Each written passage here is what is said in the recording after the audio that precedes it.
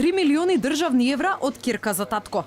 Парите наменети за 3 централизирани набавки на лекови за потребите на една од универзитетските клиники од септември до мај годинава отишле на сметка на веледрогерија во сопственост на таткото на директорката, која според документите била најповолен понудувач.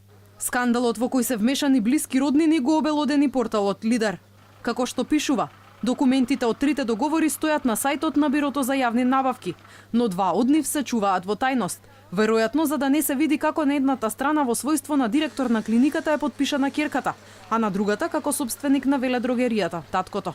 На третиот договор, единствен кој е достапен за јавноста, склучен на 25 мај годинава, се потпишале трети лица.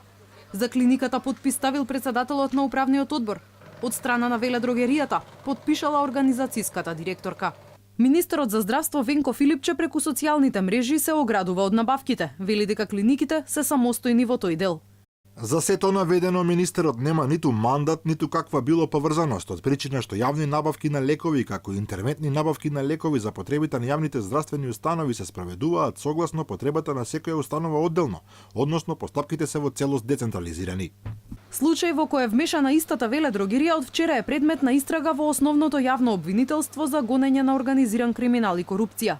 Имено во период од 2 месеци, од 1 јуни до 23 јули минатата година, во 4 очи и без почитување на законот за јавни набавки, била извршена набавка на лекови во вредност од 400.000 евра за потребите на 2 јавни здравствени установи.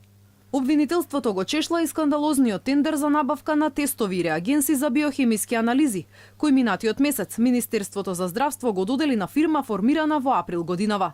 Тендерот тежок 35 милиони евра под притисок на јавноста, а по налог на Комисијата за жалби по јавни набавки, министерот Филипче експресно го поништи. Министерството сега ќе треба да плати одштета од по 26.000 денари на секоја од трите компании кои се жалеле до Комисијата.